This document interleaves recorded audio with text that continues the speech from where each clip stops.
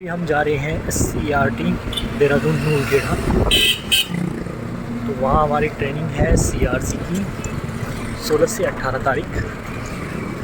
ये हम on the way हैं। अभी हम लोग ट्रेनिंग हॉल में, इस प्रकार से हॉल है हमारा। Of foreign trips, there are so many engagement of this curriculum. ये curriculum एक दिन में नहीं बना है। विदेश का भ्रमण किया गया, क्या है दिल्ली स्टेट। आइए सर आगे।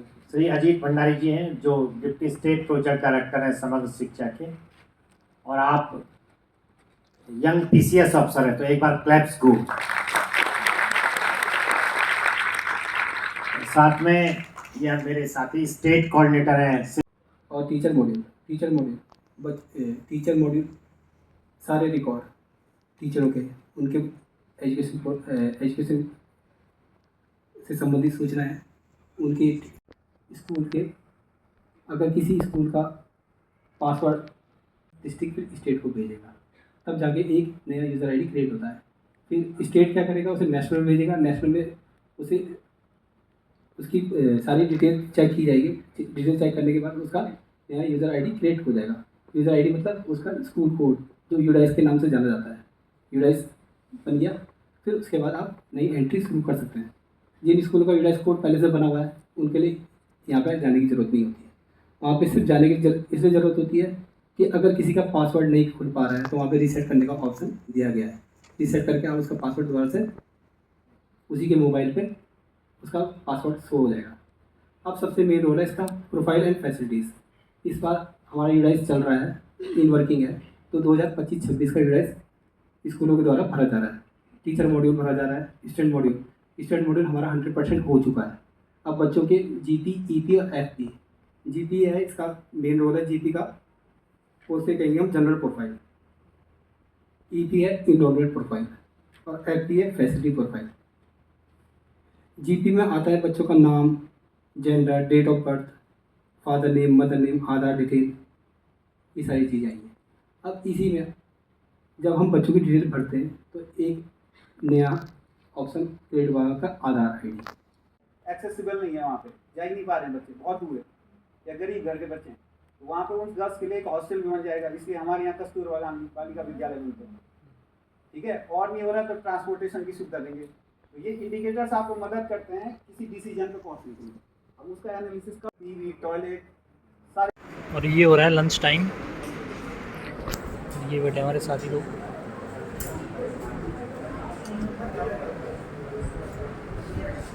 तुम्हारी फोटो खींच देते हैं।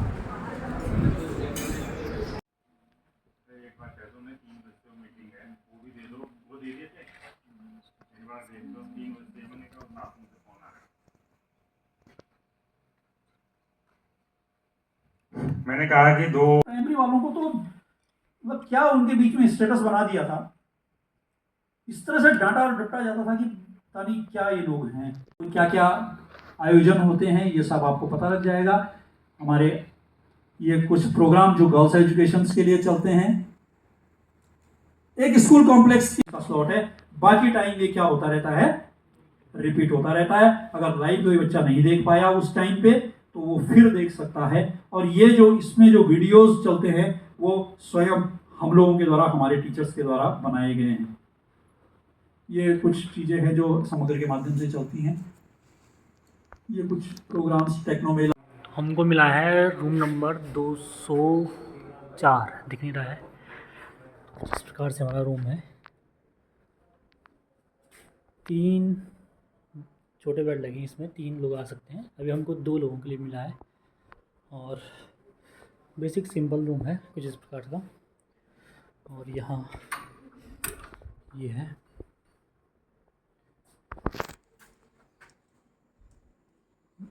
बाथरूम।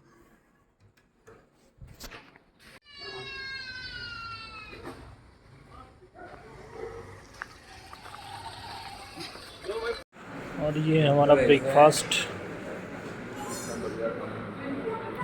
प्रकाश जी,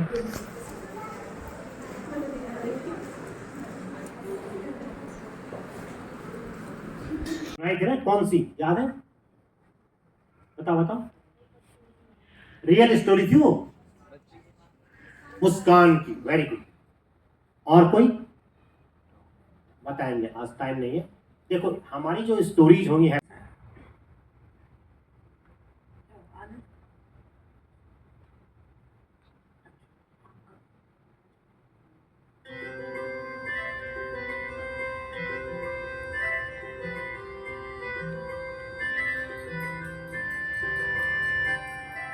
ना अटकेंगे ना भटकेंगे, पढ़ने लिखने में हम तेज रहेंगे।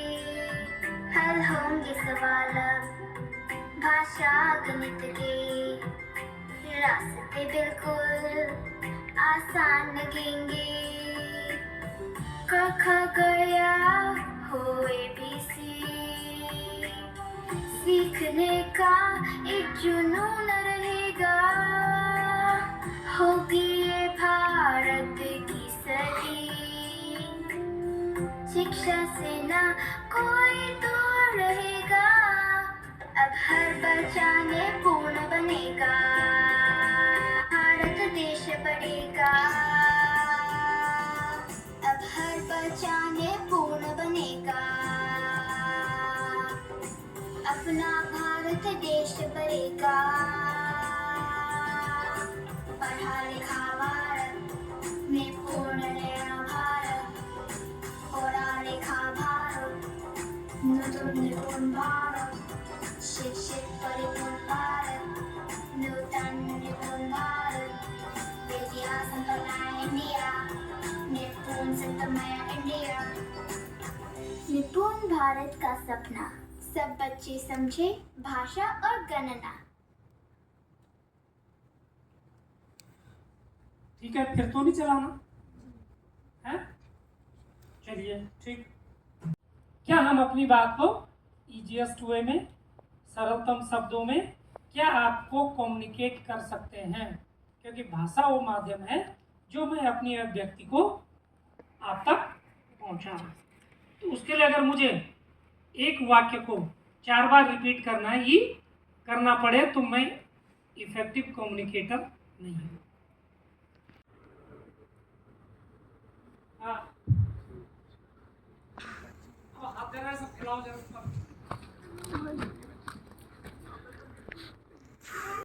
थोड़ा सा अपने को हिला डुला लो। इसमें पहले ये था कि टारगेट सेट किए थे। जैसे आपके लिए हमने टारगेट सेट किया कि पहले इनको 3 दिन की ट्रेनिंग नहीं मिलेगी, लक्ष्य की प्राप्ति नहीं होगी। अच्छा 1 2 3 4 5 जो भी हैं उसमें ये 8-7 कंपोनेंट जरूर रहा है। हम कह रहे हैं कमल, हमें पढ़ो क्या है कमल, भले ही नहीं पता उसे क क्या है, मौ क्या है, लौ क्या है, लेकिन वो पढ़ रहा है कमल। फिर कह रहे हैं ये क्या है क, वो उंगली भी रख रहा है, बोल भी रहा है, सुन भी रहा है, अनुकरण भी कर रहा है। अब जहां भी उसे उस तरह की आकृति दिखती हो बताइए क, वी डू, तब हम दोनों मिल करके इस चीज को करेंगे। मानी कोई चीज मैं बोल रहा हूँ आप दोहरा रहे हैं, वही चीजें जो मैं कर रहा हूँ वही कर रहे हैं। और उसके बाद जब ये हमारी क्रियाएं हो जाती हैं देन हमने आपको फ्री छोड़ दिया, यानी कि यू डू। अब वो और यू डू कब आएगा? इन्वॉल्व लर्नर वाले IN में। तो ये सारी अप्रोच है। E फॉर एक्सपीरियंस, गणित अनुभव से आती है, ठीक है। L, गणित की भी एक भाषा होती है। अगर मैं कह रहा हूं कि 2 में 2 जोड़ो तो क्या है? ये भाषा है। अब 2 में या तो हिंदी का लिखूं या अंक का लिखूं, और यदि मैं केवल कुछ ना लिखूं 2 + 2 कर दूं तो वो भी एक भाषा है कि 2 में 2 जोड़ना है या 2 में 2 घटाना है। तो इसको कहते हैं गणित की लैंग्वेज, इसलिए आपकी रिस्पॉन्सिबिलिटी है। नेक्स्ट, तो आपको इस पे हाई मैसेज करने का ऑप्शन आता है ना। तो हाई मैसेज करने का ऑप्शन आप लोगों ने चैटबॉट्स तो यूज़ किए होंगे, जैसे आप HDFC का देखेंगे या फिर जैसे भारत गैस का देख लीजिए, किसी का भी देख लीजिए, आप सबके चैटबॉट बने हुए हैं। आप सब में देखते होंगे मोस्ट ऑफ द जो चैटबॉट्स होते हैं उसमें पहले आपको एक मैसेज करना होता है। क्यों करना होता है? कभी किसी ने सोचा इस बारे में? भाई मैं क्यों करूँ, तुम कर लो ना सामने से। मैं तो चैटबॉट पे जाना था, मेरा काम मैं चले गया, तो आप मुझे वहाँ से मैसेज कर लो। हाँ, ये इंटरफेस आपको दिखेगा। सबसे उसके बाद आपको इसमें रजिस्ट्रेशन करने के लिए अपने स्कूल का कोड दर्ज करना होता है। स्कूल का कोड जैसे ही आप इसमें दर्ज करोगे, एंटर करोगे, तो आपके पास आपके स्कूल्स का इन्फॉर्मेशन ऑटोमेटिकली देखने को मिल जाएगा। ये जो स्कूल है गांधी प्राइमरी स्कूल, ठीक है ना, डमी है बेसिकली ये। हाँ, तो ये स्कूल आप सेलेक्ट करोगे कि हाँ ये इन्फॉर्मेशन मेरी करेक्ट है। देन उसके बाद आपको एक टीचर कोड डालना होगा। टीचर कोड बेसिकली एक पोर्टल जो है यहाँ पे स्टेट में एजुकेशन पोर्टल नाम से, उस पोर्टल पे हर एक एम्प्लॉय का टीचर कोड जनरेट होता है, जो टीचर्स को पता होता है अपना 6 डिजिट का। वो टीचर कोड हम यहाँ पे दर्ज करेंगे, उसके बाद उनका वहाँ पे डेजिग्नेशन और उनका नाम आ जाएगा। देन उसके बाद वो उसको क्लिक करते आगे बढ़ेंगे। तो देन अगर टीचर हैं, सिर्फ वो एक असिस्टेंट टीचर हैं, तो उनके पास टीचर्स की अटेंडेंस लगाने का ऑप्शन नहीं आएगा, उनके पास स्टूडेंट की अटेंडेंस लगाने का ऑप्शन आएगा। और एक एमडीएम की अटेंडेंस वाला तो अच्छा वो अभी स्किप कर रखा है, ठीक है। तो हमारे पास जो अगर वो हेड टीचर हैं, तो हेड टीचर के पास शिक्षक यानी टीचर्स की अटेंडेंस लगाने का ऑप्शन आएगा, दूसरा बच्चों की अटेंडेंस लगाने का ऑप्शन आएगा। अगर वो ठीक है, तो विद्यार्थियों की उपस्थिति दर्ज करने वाले ऑप्शन पे हमने जैसे क्लिक किया, तो माना उस स्कूल में 4-5 ग्रेड्स थी। क्लास चूज करने के बाद सेक्शन चूज करेंगे, आपको इस टाइप से यहाँ पे एक विंडो देखने को मिल जाएगी जहाँ पे उपस्थिति दर्ज करने का ऑप्शन होगा। इस पर आप क्लिक करेंगे तो आपके पास एक वेब व्यू का पेज खुल जाएगा। इस पेज में आपके पास ऑलरेडी जो बच्चे हैं स्कूल में, वो सारे के सारे बच्चे यहाँ पे मैप्ड होंगे, वो लिस्ट में दिखेंगे। सारे बच्चे ऑटोमेटिकली ही उपस्थित दिख रहे होंगे। आपको जस्ट करना क्या है कि जो बच्चा अनुपस्थित है उस बच्चे को क्लिक करते हुए अनुपस्थित कर देना है। आपको मैं अपनी बातचीत में कह रहा हूँ, ये आपको नहीं करना है, ये टीचर्स करते हैं, है ना। तो जब वो असेसमेंट डर की भावना से चलाया जा रहा होगा, अगर असेसमेंट सपोर्ट की भावना से हो रहा है तो ऐसा होएगा नहीं। एनुअल जो है स्कॉलरशिप दी जाएगी। ये एक पूरी जो है हम लोगों की एक योजना है जो उत्तराखंड सरकार के साथ भी अभी 10 सितंबर को जो है शुरू हो गई है। उसमें शर्त दो ही जो महत्वपूर्ण है वो ये है कि उस बच्ची ने क्लास 10th और 12th जो है गवर्नमेंट स्कूल से किया होना चाहिए, सरकारी विद्यालयों से किया हो। क्योंकि सबसे बड़ा जो है ड्रॉप आउट जो हायर एजुकेशन में है वो गवर्नमेंट कॉलेज की बच्चियों का है। तो इतना बड़ा एक स्टेप और एक सपोर्ट बच्चियों के लिए ये है कि वो अपनी ग्रेजुएशन, अपनी हायर एजुकेशन को कंप्लीट करें, तो वो जो है अजीम प्रेमजी स्कॉलरशिप को अप्लाई कर सकते हैं। ये आप लोगों के इंफॉर्मेशन के लिए भी है, आप ब्राउज कर सकते हैं अजीम प्रेमजी स्कॉलरशिप, अपने गूगल पे कर लीजिए तो आपको सारी जो है जानकारी और चीज़ें वहाँ से मिल जाएंगी। बाकी गवर्नमेंट की तरफ से तो सारा का सारा कम्युनिकेशन वो सब चीज़ें हो ही रही है। तो ये अजीम प्रेमजी फाउंडेशन का ये। चौथा जो सबसे महत्वपूर्ण जो सपोर्ट अभी पैन इंडिया है वो है ग्रांट सीकिंग या ग्रांट जो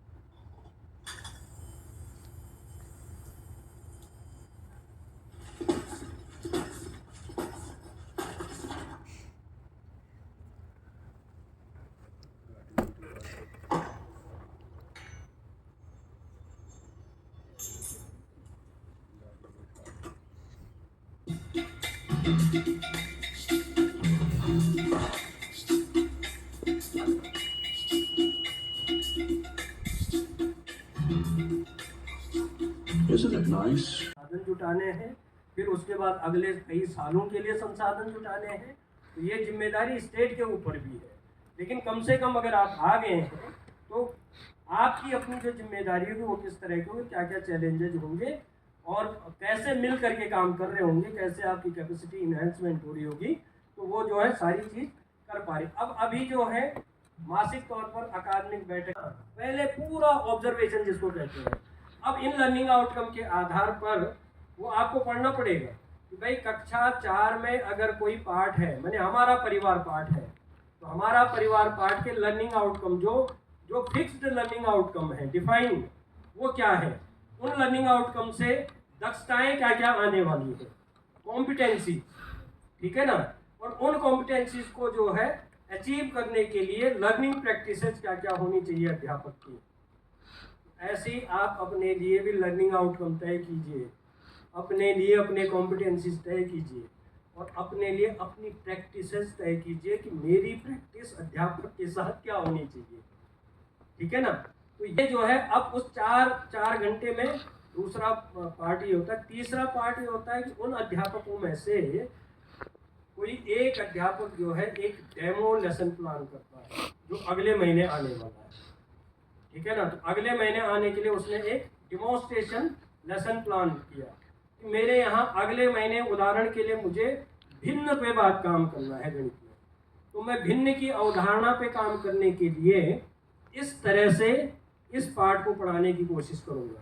तो भिन्न के लिए कौन सा पार्ट होगा, कौन कौन से पार्ट हैं जहाँ भिन्न है और कौन कौन से पार्ट हैं जिनकी लर्निंग आउटकम ये है और वो कौन कौन सी दक्षताएं हैं, ठीक है ना। अब इसको करने के लिए मेरी प्रैक्टिस है ये होगी, सो एंड सो, ठीक। फिर वो चर्चा करते हैं, तीसरा पार्ट चर्चा ये करते हैं कि अच्छा आपने तो ये भिन्न के लिए इस तरह बताया, मेरा इस तरह का अनुभव है, मैं ऐसे समझाऊंगा। तीसरा कुछ कहेगा, तो कम से कम 8 से 10 जो है प्रैक्टिसेज आ जाएंगी वहाँ। तो वो 8 से 10 प्रैक्टिसेज कॉमन प्रैक्टिस होगी ना सबके लिए। तो हर अध्यापक ने सीखा कि अच्छा भिन्न को ऐसे भी पढ़ाया जा सकता है, वैसे भी पढ़ाया जा सकता है, वैसे भी पढ़ाया जा सकता है। अब वो अपनी क्लासरूम में जब जाता है, चौथा उसका जो पार्ट होता है वो ये होता है कि नेक्स्ट मंथ जो है हम किस विषय पे बातचीत कर रहे होंगे और किस पार्ट पे बात कर रहे होंगे और कौन डेमो कर रहा होगा, वही शिक्षकों में से तय होता है। तो ये जो है उस 4 घंटे की मासिक अकादमिक बैठक योजना का जो है क्या है, एक 4 घंटे का पूरा फ्रेम है। उसकी व्यवस्था कैसे होगी, दूसरे वाले विद्यालय से कैसे व्यवस्था की जाए, वहाँ पे स्कूल बंद नहीं होना है, दादागिरी नहीं करनी है, आदेशात्मक व्यवहार नहीं करना है, आप मदद के लिए हैं, ध्यान ये रखना है ना। तो तभी कुछ सीख पाने की स्थिति में होंगे। मतलब माइंड सेट अगर लर्निंग है, लर्निंग एटीट्यूड है, तो चीज़ें अपने आप आती रहती हैं। बैठक का प्रारूप मैंने बता दिया, वो 4 घंटे का। नेक्स्ट अब विकास खंड में वो 12-14 विद्यालय होंगे, ठीक है ना। वहाँ विषयवार होता है। अपर प्राइमरी में जैसे आप जाते हैं तो विषय थोड़ा सा बाइफरकेट हो जाते हैं, तो वहाँ वो विषयवार होंगे। तो लेकिन ये आपके बीआरपी के साथ होंगे और पहले से जो व्यवस्था चली आ रही वो है। आप तो नेक्स्ट सर खुशकिस्मत भी हैं कि आपके चलते जो है आप एक प्रकार से प्लेटफॉर्म बना हुआ है वहाँ, ठीक है ना। हमारे यहाँ पहाड़ में कहते हैं ना, दरी बिछी हुई है, पत्तल भी लगा हुआ है, बाजा भी बज रहा है, अब आपको नाचने जाना है, ठीक है ना। अब नाचने जाने का मतलब ये है कि भाई अब ये तय करेगा कि वो तय करेंगे आप नाचते कैसे हैं। गड़बड़ तो नहीं नाच रहे हैं, शिकायत तो नहीं आ रही है, तो ठीक नाचता ही नहीं, ठीक नहीं नाचता है यार, ये लंगड़ी देता है, ये इसका ध्यान कहीं और रहता है, इसको बोलो अच्छा एक ताल में चलो तो ये दूसरी ताल में जाता है। तो ये इस तरह का, मैंने ना पहाड़ों में कहते हैं इस तरह की कहावत है। तो आप खुशकिस्मती है कि प्लेटफॉर्म बना हुआ है, आपको अपनी योग्यता साबित करनी है, अपनी स्वीकार्यता को साबित करना है, ठीक है ना। Next sir, follow up plan महत्वपूर्ण होगा। ये व्हाट्सएप ग्रुप में मासिक बैठकों की शेयरिंग करना, हर मासिक बैठक का जो कर रहा था, बच्चे क्या कर रहे थे, आपने कोई अलग से कोई स्पेशल चीज़ देखी क्या? क्योंकि ये लिख करके पढ़ना या अपने अनुभवों को लिखना ये महत्वपूर्ण है यार। आप लोग, हम लोग जो है जब पढ़ते थे नोट्स बनाते थे ना, क्यों बोलते थे कि नोट्स बनाने बहुत ज़रूरी है। ऐसे तो किताब पढ़ करके, लेट करके, तकिया रख करके तो सबको कर लेते थे, लेकिन नोट्स बनाने वाले आपको अलग ही दिखेंगे। तो अपने अनुभवों को अगर आप लिखोगे नहीं और दस्तावेजीकरण नहीं करोगे तो तो सीखना मुश्किल होगा, अनुभव लेना मुश्किल होगा आपको। तो वो बहुत महत्वपूर्ण है। फिर क्लस्टर लेवल मीटिंग में गए तो उसका दस्तावेजीकरण करना और वही आपकी रिपोर्ट होगी। अब आपसे मांगा, डिप्टी ईओ ने मांगा, एसपीओ से आया कि अच्छा यार पिछले 15 दिन में जरा अपने भेजे, जरा एक एक नोट भेजिए। अलंकित ने कह दिया, वो मोर सिंह जी से और उनसे बात हो रही थी हमारी, इनको कैसे बनाना है। उनको भी कुछ कुछ चीज़ें बताई। उन्होंने कहा सर ये तो बहुत ही बढ़िया है, हर 2 महीने में फर्क, इनके साथ जो हमको बैठक करनी है, इनको भी तो कैपेसिटेट करना है आपको, तो अनुभव पूछे जाएंगे। अब ऐसे ही रैंडमली पूछेंगे, हाँ मैडम क्या रहा जरा बताइए तो, दिनांक कितने का, क्या नोट है आपका, क्या अनुभव है। नहीं लिखा है तो दिक्कत होएगी भाई।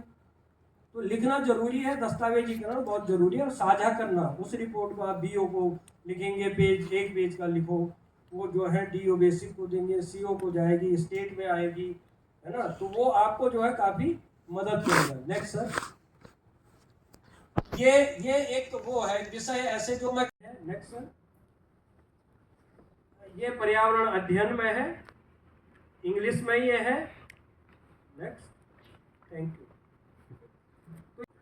हाँ, इसके बाद जो नेक्स्ट में एक आपको यहाँ से सारा जो है वहाँ पे गया हुआ है, इनको आप पीडीएफ में दे दीजिए। ठीक है। ये पूरा फ्रेम ये जाएगा सर, ग्रुप में डाल, ये डॉक्यूमेंट जाएगा, इसमें वीडियो छोड़ करके सारी चीज़ें देंगे, सारे दे देंगे जब आप। ठीक है ना। कैसे बातचीत करते हैं, ये डिमॉन्स्ट्रेशन का सत्र जो मैं कह रहा था आपसे, 4 चीज़ें हैं। सिखाना कैसे है, क्या सिखाना है, ठीक है ना। ये एक पाठ का वो दिया, ऐसे ही हिंदी में, तो ऐसे ही हर सब्जेक्ट में जो है ये फ्रेम है पूरा का पूरा, ये आपको दिया गया। दूसरा एक डॉक्यूमेंट, इसमें थोड़ा सा एक हमारे जो ब्लॉक कोऑर्डिनेटर हैं वहाँ पे, उनका जो है एड्रेस और उनका नाम और फ़ोन नंबर इसमें दिए हैं। वो ब्लॉक कोऑर्डिनेटर हैं हमारे, है ना। तो वो उनसे बात, प्रश्न ये दिया कि अगर इस कविता में हाथी की जगह हथिनी होती तो कविता क्या होती। ठीक है, समझो आप, हाथी की जगह हथिनी होती तो कविता क्या होती। तो अधिकांश बच्चों ने लिखा कि छम्मक छम्मक आता हाथी, छम्मक नहीं, धम्मक धम्मक आती हाथी, आता हथिनी, धम्मक धम्मक जाता हथिनी। अब देखो वहां जाता, हाथी का तो हथिनी लिख दिया, लेकिन आता का ता वो कर दिया। एक मैक्सिमम बच्चों का रिस्पॉन्स था ये। उसके बाद दूसरा रिस्पॉन्स आया बहुत कम बच्चों का, तो उन्होंने धम्मक की जगह लिखा छम्मक छम्मक आता हथिनी, छम्मक छम्मक जाता हथिनी। अब धम्मक और छम्मक, यानी बच्चों में ये समझ थी कि अगर हाथी पुल्लिंग है तो धम्मक है, और हाथी पुल्लिंग है तो छम्मक है। ठीक है। अल्टीमेट जवाब देखिए आप, अल्टीमेट जवाब एक बच्ची का, कक्षा 4th क्लास की, उसने लिखा छम्मक छम्मक आती हथिनी, छम्मक छम्मक जाती हथिनी, थोड़ा सा शर्माती हथिनी, थोड़ा सा इटलाती हथिनी। अब आप समझिए अल्टीमेट उस बच्चे का कॉम्पिटेंस लिंग को लेकर के, है ना। और उससे अल्टीमेट ये किया कि छम्मक छम्मक आती हथिनी, छम्मक छम्मक जाती हथिनी, अपनी सूंड उठाती हथिनी, अपनी सूंड गिराती हथिनी। अब आप समझ लो कि उस बच्चे ने, उसका कॉम्पिटेंस लिंग को लेकर के किस लेवल का है। तो वो समझ गई कि हाथी हथिनी, अगर हथिनी होगी तो उसके लिए क्या शब्द यूज होंगे, आता का आती, जाता का जाती, धम्मक का जो छम्मक, है ना। ठीक है, बहुत बढ़िया, एक बार क्लैप्स गो। तो ऐसे आपको बहुत सारी स्टोरीज मिलेंगी जब आप लोग फील्ड में जाओगे, बच्चे आपको अलग अलग क्रिएटिविटी के मिलेंगे।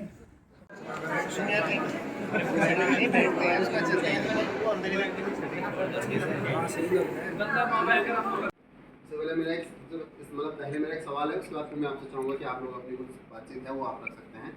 आप जब इस रूम में आए हैं यहाँ पे अंदर, है ना, जैसे आप अंदर घुसे हैं, तो आपके मन में क्या ख्याल आए हैं, तो बताना चाहेंगे?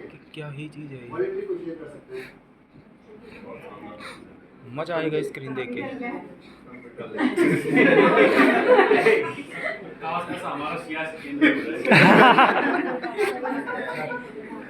जैसा फिल्मों में होता है उस टाइप का है थोड़ा। इसका इंटरफेस ऑपरेशन टाइप ऑपरेशन होते हैं। वॉर रूम है जैसे हमको एक कोर्स हो जाता है और कुछ मॉडल टाइप के हो सकते हैं, उनसे हमारा इंट्रोडक्शन किया अच्छा, जाता है। इससे पहले गवर्नमेंट इंफ्रा में कितने लोगों ने, ठीक है, तो मेरे सवाल के हिसाब से है ना, जैसे आप लोगों ने कहा वॉर रूम, तो एडली ये एजुकेशन डिपार्टमेंट के लिए वॉर रूम के रूप में है, जहाँ पर कि तमाम जो चीज़ें हैं वो सारी की सारी इंटीग्रेट हो रही है इसके अंदर। और जैसे हम कह रहे थे ना आपसे, बेसिकली रजिस्ट्री डेटा आप सभी को पता होगा, है ना, आपका भी एक रजिस्ट्री डेटा होगा, इसमें सियासी है, सारा का सारा रजिस्ट्री डेटा इनके पास होगा, कलेक्टर के पास होगा, है ना, ठीक है। तो वैसे ही हमारे एजुकेशन सिस्टम में हमारा बेसिकली अगर मैं बात करूँ 3 रजिस्ट्री है, कौन कौन सी होंगी? स्टूडेंट हमारे पास कितना है, ग्रेड 1 कितना, ग्रेड 2 कितना है, तमाम चीज़ों में, है ना। तो वो एक रजिस्ट्री है, तो उसके अंदर के जितने भी सॉल्यूशंस हैं वो सारे के सारे सॉल्यूशन छोटे-छोटे वीडियोस को हमने, क्योंकि अब पहले तो क्या कहते हैं, छोटे क्लासेस में होता है कि बगल में यूपीएस है वहाँ चले गए या कुछ और वो हो गया। हो सकता है कि गर्ल्स ये इंफ्रास्ट्रक्चरल प्रॉब्लम हो जिसकी वजह से वो ड्रॉप आउट होती हों। हो सकता है जब ड्रॉप आउट या एब्सेंटिज्म होता है तो आपके कंसेप्ट कभी बिल्ड नहीं होते, क्लियर नहीं होते। आप 2 दिन के लिए स्कूल मत जाओ, तीसरे दिन कुछ नया होगा, आपको समझ में आना बंद हो जाएगा और वो फिर आपके लिए वापस आप रिग्रेशन में ही जाते हो, ठीक है। तो एब्सेंटिज्म बहुत बड़ा रीजन हो सकता है, ये हो सकता है वाली बात है, ठीक है। तो एब्सेंटिज्म, गर्ल्स का एब्सेंटिज्म बढ़ता है यूपीएस के उधर पे, तो एक रीजन हो सकता है इंफ्रास्ट्रक्चर, ठीक है। दूसरा रीजन हो सकता है एब्सेंटिज्म, क्योंकि घर का हाउस होल्ड चोर्स की जो ड्यूटी है वो लड़कियों की बढ़ जाती है।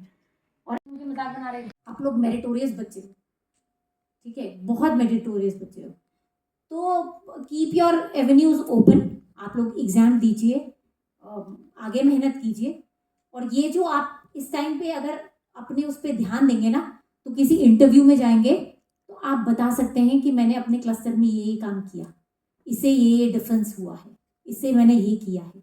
बहुत अच्छा लर्निंग आप लोगों के लिए है ये, अगर आप अपने क्लस्टर में अच्छा काम करोगे। And I am pretty sure कि आप में से बहुत सारे बच्चे बाहर निकल जाएंगे, यहाँ पे नहीं रुकेंगे, क्योंकि मैंने इतने बैच में अभी 2-3 बैच हो गए हैं, सब देखा है कि हर कोई पीएचडी है, कोई आप लोगों की ग्रेजुएशन में ही इतने हाई मार्क्स हैं, पोस्ट ग्रेजुएशन में इतने हाई मार्क्स हैं।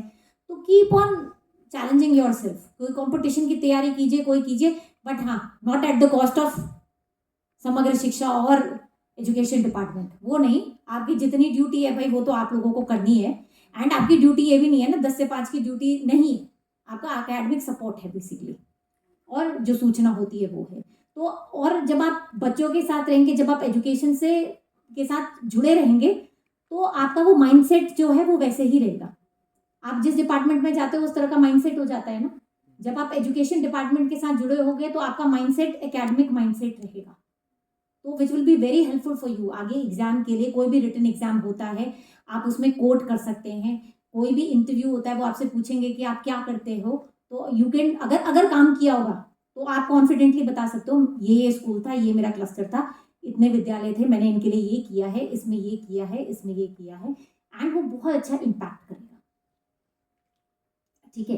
तो कितने बच्चे हैं जो सरकार, मुझे लगता है कि वो सबसे बड़ा अचीवमेंट होगा आपकी लाइफ में, और आप लाइफ टाइम उसको कहीं भी चले जाएं, चाहे आप आईएएस में निकले, पीसीएस में निकले, कहीं और निकले, किसी और पोस्ट में निकले, बट जहाँ भी निकलेंगे आपको एक चीज़ हमेशा लाइफ भर की याद रहेगी कि मैंने वो काम किया था, है ना।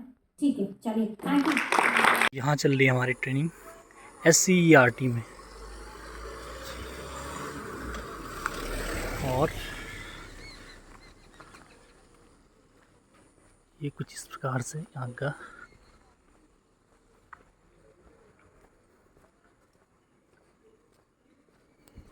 एजुकेशन में क्लास 9th से ये शुरू हुआ, और इसमें जो है हमारे 200 स्कूल्स में चला इसको हम 200 स्कूल्स के नाम से चलाते हैं कि 200 स्कूल्स में चल रहा है ये।